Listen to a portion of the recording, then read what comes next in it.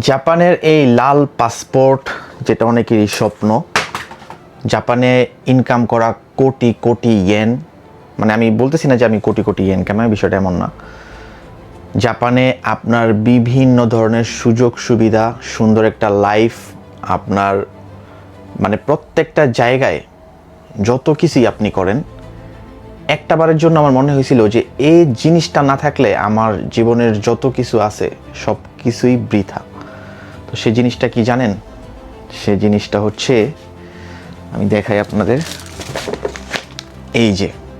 এই জিনিসটা। এখন আপনারা বলতে পারেন যে এই জিনিসটা কি? এই জিনিসটা হচ্ছে মেডিকেল চেক আপ। মানে হচ্ছে যে আমি 6 মাসের উপরে গভীর নিঃশ্বাস নিতে একটু সমস্যা হচ্ছিল। তো মোটামুটি ডক্টরের কাছেও গেছি কয়েকবার। তো ডক্টর বলছে যে ফ্যাট কমাতে হবে, এছাড়া আপনার হার্ট রেট, তারপরে মানে যত কিছু আছে সব কিছু মোটামুটি ঠিক আছে। তারপরে একটা চিন্তায় আসছিলাম যে কি হলো হঠাৎ করে, তো মানে নিঃশ্বাস নিতে পারছি না কেন। এই মেডিকেল চেক আপ করতে দিছিলাম, আসছে প্রায় 1 মাস পরে রেজাল্ট। মোটামুটি আপনাদের দোয়ায় আলহামদুলিল্লাহ সব কিছুই রেজাল্ট ভালো। জাস্ট হচ্ছে যে রক্তে একটু শর্করার পরিমাণ বেশি, আর হচ্ছে যে খাবার দাবার কমায় খেতে হবে। তো এই জন্য আমি চিন্তা করলাম যে আপনাদের সাথে এই জিনিসটা শেয়ার করি। আমরা স্টুডেন্টরা জাপানে পার্ট টাইম জব করি, পড়াশোনা করি, নিজের দিকে কিন্তু খেয়াল রাখি না, অথচ স্বাস্থ্য সচেতনতা কিন্তু নিজের একটা দায়িত্বের মধ্যে পড়ে। আমরা অনেকেই ঠিকঠাক মতো খাবার খাই না, দেন রান্না করলে শুধু মাংস রান্না করি, শাক সবজির কোনো কিছুই নেই, ঠিক আছে, এমন একটা অবস্থা। তো ডক্টর আমাকে বলল যে শুধু যদি তুমি জাস্ট মাংস খাও তাহলে তুমি ভবিষ্যতে বড় ধরনের একটা রোগের ঝুঁকি থাকে। তো এই জন্য খাবারের অর্ধেক থাকতে হবে শাকসবজি, অর্ধেক থাকতে হবে মাংস, মাছ বা যত কিছু আছে। তো আমরা স্টুডেন্টরা, বা আমি এখন আপনাদের মানে দোষ দিচ্ছি না, আমি নিজেও স্টুডেন্ট ভিসাতে জাপানে এসে অত একটা বেশি সময় ছিল না, ঠিক আছে। তো যার কারণে আসলে খাবার দাবার ঠিক মতো খেতাম না, বা ধরেন আজকে সময় নেই, জাস্ট একটু মুরগি রান্না করলাম, রান্না করে খেয়ে ফেললাম। তো এই হচ্ছিল আমার স্টুডেন্ট লাইফের অবস্থা। আপনাদেরও সেম আমি জানি। কিন্তু আপনার এই যে লাখ লাখ টাকা, জাপানিজ পাসপোর্ট, এগুলা কখন ভালো লাগবে জানেন? আপনার শরীর যখন ভালো থাকবো। আপনার শরীরে যদি কোনো সমস্যা হয়, এগুলা আর আপনার ভালো লাগবে না। এই মানে জিনিসটা আমি এত মাস ধরে মানে অনুভব করছি যে আমার ভালো লাগতেছে না। কি যেন একটা চিন্তা কাজ করতেছিল, হঠাৎ করে কি হলো যে গভীর নিঃশ্বাস নিতে পারছি না, বা আমার শরীর কি খারাপ হয়ে গেল, মানে একটা ভয় কাজ করতেছিল।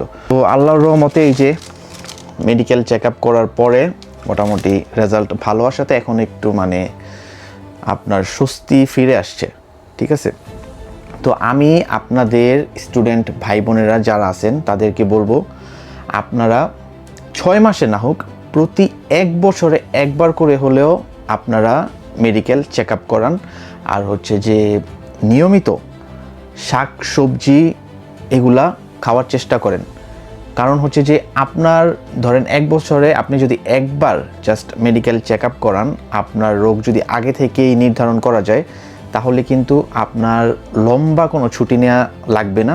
আগে থেকেই চিকিৎসা করলে কি অনেক কিছু থেকে বেঁচে যাবেন, টাকা পয়সা, দেন হচ্ছে যে ইয়াসুমি।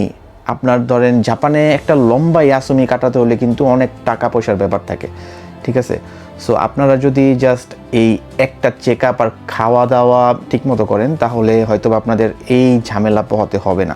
আরেকটা অদ্ভুত বিষয় হলো, আমার যে প্রবলেমটা হয়েছে, গভীর নিঃশ্বাস নিতে যে সমস্যাটা হতো, আমার ছোট ভাইয়েরও সেম প্রবলেম, ঠিক আছে। এটা হয়তোবা বেশি খাওয়ার থেকে, হয়তোবা জিম টিম করি না, এই কারণে ডক্টর যেটা বলছে আর কি, ঠিক আছে। আপনারা জাপান প্রবাসী ভাই বোনেরা যারা আছেন, খাওয়া দাওয়া ঠিক মতো করবেন, পারলে একটু উন্দ করবেন, মানে একটু দৌড়াদৌড়ি করবেন। যদি আমরা পার্ট টাইম কাজ করি, আমাদের বাঙালিদের একটা অভ্যাস কি জানেন, যে আমরা ধরেন আজকে বাসায় একটা চরম লেভেলের খাবার রান্না হয়েছে, মুরগি বা গরু যাই বলেন, তো রান্না করার পরে আমরা ঠিকঠাক মতো খায়া কি করি, ধুম করে বেডের মধ্যে শুয়ে পড়ি। এই জিনিসটা করা যাবে না, ঠিক আছে। মানে আমার যেটা বদ অভ্যাস, আমি এতদিন পর্যন্ত যা করে আসছি, ধরেন একটা ঐশী মনো তাবেতে ধুম করে বেডে যায় ঘুম, আর রিল্যাক্স একটা এরকম একটা ফিল, ঠিক আছে। এই জিনিসটা করলে আপনার হচ্ছে যে ফ্যাট বেড়ে যাবে, দেন হচ্ছে যে আপনার বিভিন্ন সমস্যা হবে, নিঃশ্বাস নিতে প্রবলেম, অনেক অনেক প্রবলেম থাকবে, ঠিক আছে। আর হচ্ছে যে আমরা লং টাইম যখন কাজ করি কি করি, প্রতিদিনই একটা করে এনার্জি ড্রিঙ্কস খাই।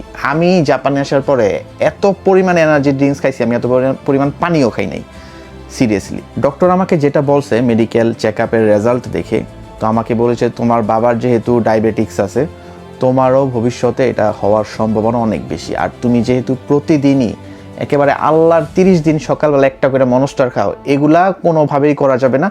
খাইলেও একেবারে সপ্তাহে একটা, ঠিক আছে, এটাও একেবারে অনেক বেশি হয়ে যায় ডক্টর আমাকে যেটা বলছে।